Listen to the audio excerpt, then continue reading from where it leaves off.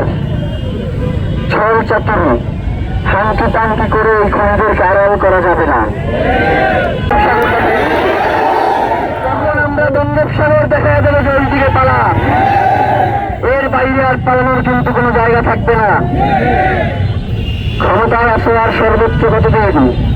30 দিন। এরপর তো ঢাকা বিশ্ববিদ্যালয়ে ফেরা লাগবে, এরপর তো প্রত্যেকে নিজ নিজ জায়গাগুলোতে ফেরা লাগবে। জনগণ তখন তো জুতো দিয়ে পিটাইবে, সেইটার বিতর্ক। এখনো সময় আছে, 1 মাস, অনেক সময়। বাংলাদেশে আইন শৃঙ্খলা পরিস্থিতিকে যতটা করে দেখানো হয় অতটাও খারাপ না। এই খুনিদেরকে যদি গ্রেফতারের জন্য আইন শৃঙ্খলা বাহিনী, যারা প্রশাসনে রয়েছেন, গোয়েন্দা সংস্থায় রয়েছেন, তারা যদি তাদেরকে গ্রেফতার করতে চাইত, 20 মিনিটের মধ্যে ঢাকার প্রত্যেকটা প্রবেশ মুখ বন্ধ করে দেওয়ার মতো ক্ষমতা তাদের ছিল। তারা শুধু একটা গ্রিন সিগন্যালের অপেক্ষায় ছিল যে কখন আসামি পালিয়ে যাবে, এরপরে তারা গিয়ে দাঁড়াবে।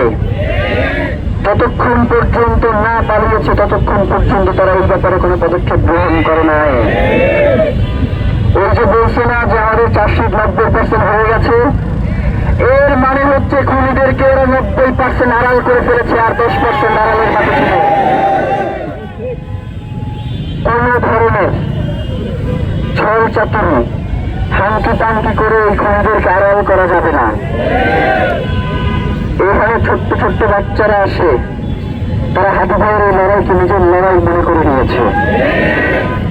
যেই লড়াই একজন শিশু ধারণ করে ফেলে, একজন বৃদ্ধ ধারণ করে ফেলে, একজন যুবক ধারণ করে ফেলে, সেখানে শত সহস্র হাজিকে হত্যা করলেও সেই লড়াই থামানো যায় না।